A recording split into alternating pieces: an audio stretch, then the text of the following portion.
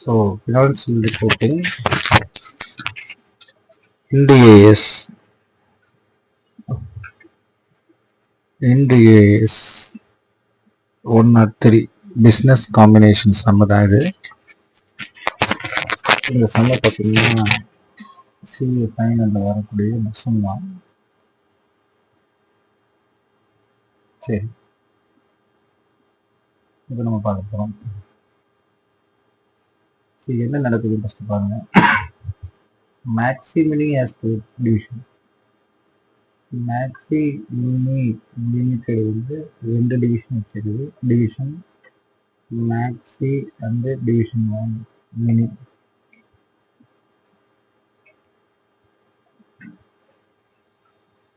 But mini division தான் வைக்கிறாங்கன்னு நினைக்கிறேன்.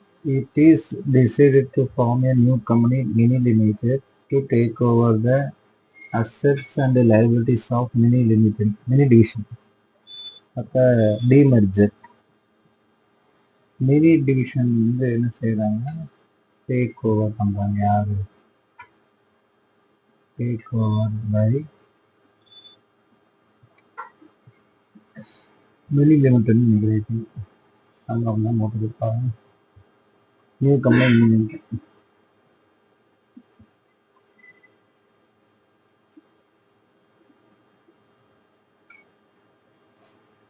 அப்போ யார் இருக்கிறா, யார் அப்படின்னு எனக்கு கேள்வியே. ஸோ இந்த இடத்துல வந்து பார்த்தீங்கன்னா டீமர்ஜடு ரிசல்டன்ட். டீமர்ஜடு கம்பெனின்றது வந்து மேக்ஸி மினி லிமிடெட் இருக்கக்கூடிய இந்த டிவிஷன் வந்து டீமர்ஜ் ஆகுது. ரிசல்டன்ட் யார் இதை வாங்குறாங்க அப்படின்றது ரிசல்டன்ட்ன்றது Mini Limited. You are required to pass journal entries in the relations of the above in the books of Maxi Mini Limited and Mini Limited. அப்போ Maxi Mini Limited books, Maxi Mini Limited books. அப்போ இந்த books of Maxi Mini Limited, in the books of Mini Limited. அவ்வளோதான் நம்ம பார்க்க போகிறோம். According to Mini Limited was incorporated to take over balance sheet of the division. Mini Limited is to allot 5 equity shares of 10 each in company to the members of Maxi Mini Limited in full settlement of consideration. சரி, அப்போ Maxi Mini வந்து விற்குது. என்னத்தை விற்குது? அசட்டை விற்குது. அப்போ லைபிலிட்டிஸ்னால் டெபிட்டில் வரும். அப்போ என்னென்ன liabilities இருக்குங்க? Loan funds, loan funds account data 100. Assets 2 cost fixed asset 300. Depreciation, provision for depreciation தானே, அது ஒரு 100. சரி, போட்டாச்சு. Current assets 300. கரண்ட் அசட்ஸ் சரி, கொஞ்சம் அதெல்லாம் கொஞ்சம் நெருக்கலாம், கொஞ்சம் இடம் பண்ணுங்க.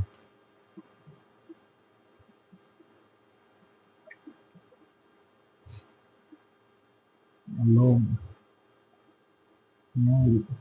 Debit depreciation debited 100.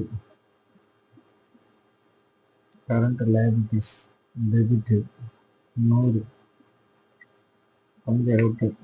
2 fixed asset 300. 2 current asset 300. மொத்தம் 600. இங்கே 300. அப்போ 600 மதிப்புள்ளது நீங்கள் 300 கொடுத்து தான் வாங்குறீங்களா?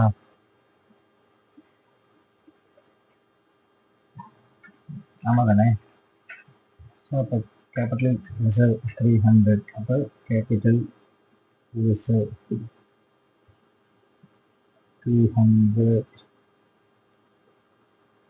அப்போ இவங்களுக்கு நட்டம். அதுக்கு செல்லிங் கம்பெனிக்கு தன்னுடைய 600 மதிப்புள்ளதே எவ்வளோக்கு கொடுக்குறாங்க, வெறும் 300 rupees கொடுக்குறாங்க. இப்போ 300 இவங்களுக்கு நட்டம், கேபிட்டலிஸ்டர்ஸ். பட் இவங்க வாங்குறவங்களுக்கு fixed asset 300, current asset 300, to loan எவ்வளவு 100, to depreciation 100, to current liabilities 100.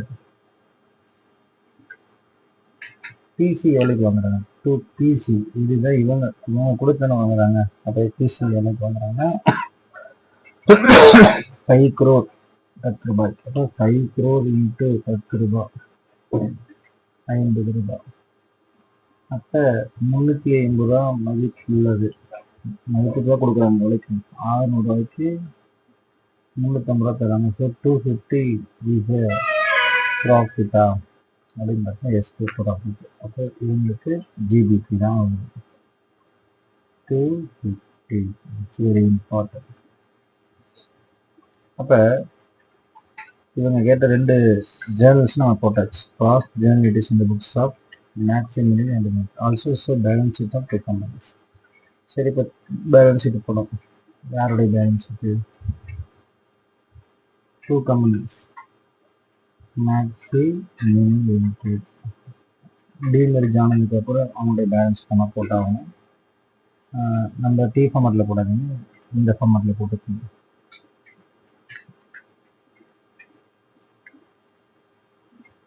C fixed asset டீமேரிஜ் ஆனதுக்கு அப்புறம் போகிறோம். அப்போ இது இருக்காது. இப்போ மேக்ஸி டிவிஷன் எடுக்கிறப்ப அப்போ 600 டிப்ரிசியேஷன் கழிச்சு போட்டுங்க. 600 போச்சுன்னா 100.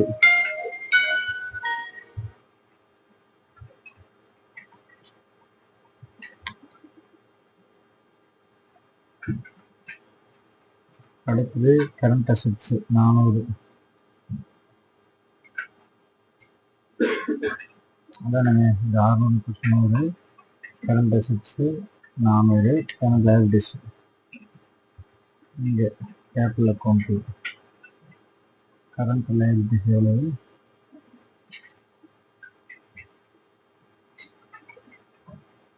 400, 100 தான். Current liabilities 100. கேபிட்டல் அக்கௌண்ட் எவ்வளோ இருக்குது,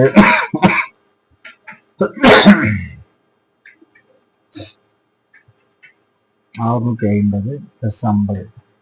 அப்போ அது ஈக்குவலி 650, ஈக்குவலி கேபிட்டல் 50. அப்போ ஈக்குவலி கேபிட்டல் நம்ம போட்டோம் இல்லைங்களா. இப்போ கேபிட்டல் பொறுத்த வரைக்கும் இது வெளியே வச்சுக்கலாம். கரண்ட் லைபிலிட்டிஸ் தான் இது, கரண்ட் லைபிலிட்டிஸ் 100. ஆனால் கேபிட்டல் பொறுத்த வரைக்கும் இங்கே 50 தான். ஸோ அங்கே 50 மேக்ஸிமம் லிமிட்டடில் வந்து எவ்வளோன்னு பார்க்குறாங்க. மேக்ஸிமம் லிமிட்டடில் வந்து ஒரு டிவிஷன் வந்து போயிடுச்சு, அதுக்கப்புறம் என்ன டிவிஷன் மட்டும்தான் நமக்கு இல்லையா. அப்போ இப்போ வந்து 500 ரூபாய் தான் இருக்குது.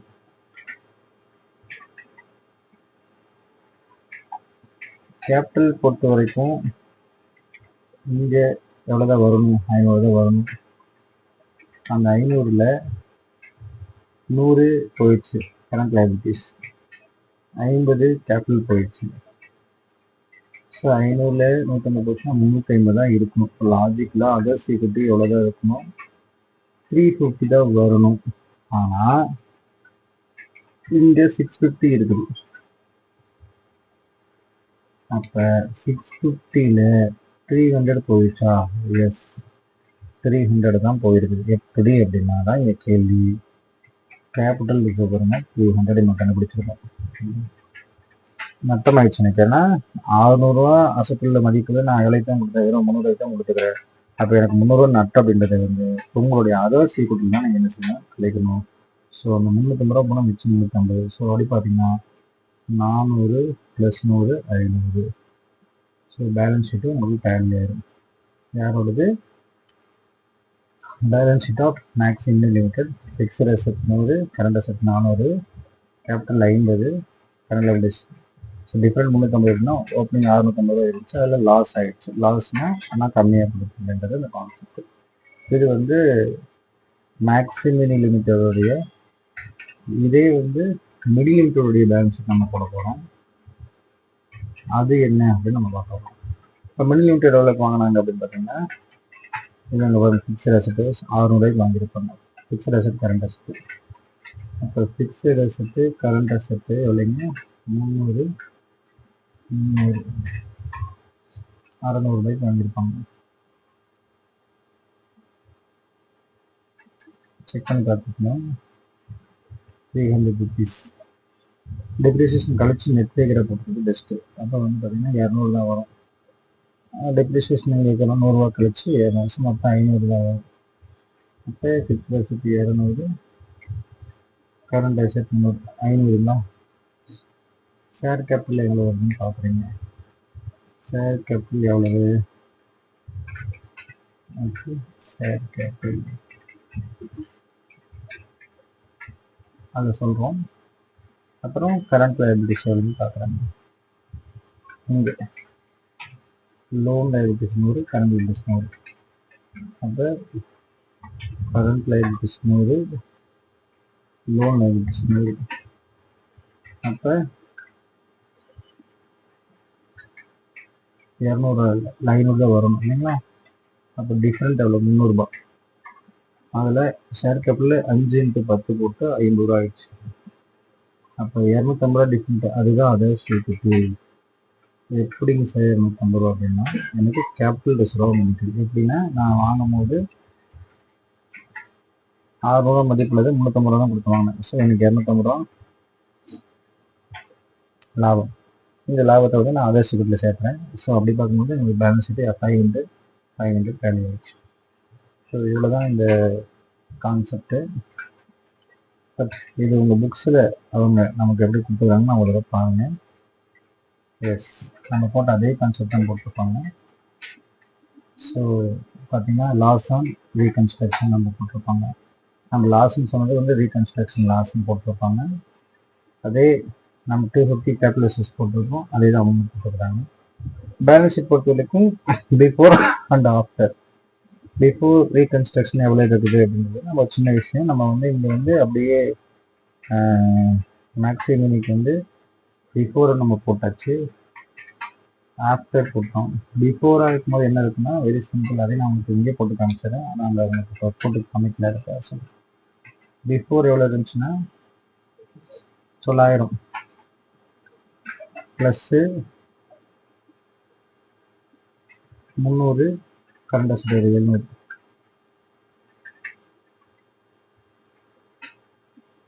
இங்கே 1000 இருந்திருக்கும். இங்கேயும் பார்த்தீங்கன்னா கரண்ட் லோன் ஃபண்ட்ஸ் ஒரு 100 இருந்திருக்கும். லோன் ஃபண்ட்ஸ் ஒரு 100. கேபிட்டல் எவ்வளவு?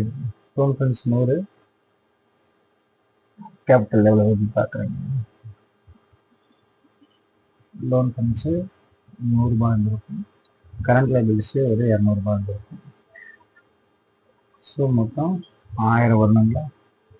அப்போ டிஃப்ரெண்ட் 700 எப்படி வந்துச்சுன்னா ஷேர் கேபிட்டல் 50, அதர்ஸ் ஈக்குவல் 650. அது நான் சொல்ல அங்கே இருக்கு 50 + 700. ஸோ மொத்தம் 1000. ஸோ பிஃபோர் அண்ட் ஆஃப்டர் உங்களுக்கு டேலி ஆயிடுச்சு. ஸோ இதுதான் அங்கேயும் போட்டிருப்பாங்க. ஸோ இந்த கணக்கு வந்து கான்செப்ட்ஸில் ரொம்ப ஈஸியாக இருக்கும். சரி, இந்த கன்ஸ்ட்ரக்ஷன் டிஃப்ரெண்ட் -300 ரூபாய். மினிமம் லிமிட்டோட இது 500 போட்டு அந்த அதர்ஸ் பில்லில் போட்டிருக்காங்க. ஸோ நெட் அசெட்ஸு இப்போ நீங்கள் ப்ரீ மெர்ஜருடைய நெட் அசெட்டையும் போஸ்ட் மெர்ஜருடைய நெட் அசெட்ஸ் நம்ம கண்டுபிடிக்கிறதுக்கு பார்த்தீங்கன்னா ப்ரீ மெர்ஜருடைய நெட் அசெட்ஸு மேக்ஸிமம் லிமிட்டுடைய ப்ரீ மெர்ஜர் தான் நம்ம பார்க்க போகிறோம். Pre merger very simple. Total assets minus current liabilities. Total assets fixed assets 1000 இந்த 300 போச்சுன்னா 700 ரூபாய். 700 how many number of shares தான் கேள்வி. 5 crore number of shares. ஏன்னா அதில் தான் 5 crores தான் allotment பண்ணுறீங்க. அப்போ 5 crores அப்போ 700 by 500. 700 divided by 5 போட்டிங்க அப்படின்னா you will get an answers before 140. After merger வந்து 500 minus 400 by 5. 400 by 5 80. அப்போ பிஃபோர் merger 140, ஆஃப்டர் merger 80. இதே தான் அங்கேயும் போட்டிருப்பாங்க. ரீசன் பாருங்கள். இதே மினி லிமிட்டடை பொறுத்த வரைக்கும் இந்த மினி லிமிட்டடு அதே டோட்டல் ஃபீஸ் லெஸ் 500 மைனஸ் 300ங்களா இல்லை 100 200. ஸோ 300 தான் வரும். So 300 divided by 5 crores. அப்போ 200 divided by 5 crores போட்டிங்கன்னா 60. இது போஸ்ட் டிமர்ஜர் வந்து மினிமம்டைய இன்ட்ரெஸ்ட் வந்து 60 rupees வரும். So demerger in two companies has no impact. அதாவது ஆஃப்டர் demerger 80 ப்ளஸ் ஒரு 60 இங்கே போஸ்ட் டிமர்ஜருக்கு அப்புறம் இது 80 + 60 ரெண்டுத்தையும் போட்டால் 140. அப்போ it is only yield value that is expected to change because of separate focusing on two distinct business where profitability is likely to improve on account of demergers. அப்போ demerger into two companies has no impact on net asset value for shareholding. Pre demerger ஆகும்போது அதோட share value வந்து 140 இருந்துச்சு. பிரிஞ்சதுக்கு அப்புறம் பார்த்தீங்கன்னா இது 80 + ஒரு 60 இருக்குது. ரெண்டுத்தையும் சேர்த்துனாலும் 140 தான் வருது. அப்படின்னும் போது இதோடைய வேல்யூ ஒன்றும் நத்திங் அப்படின்னு சொல்லிட்டு வராங்க. இதுவே நமக்கு என்ன தெரியுது இந்த கணக்கில் வந்து பார்த்தீங்கன்னா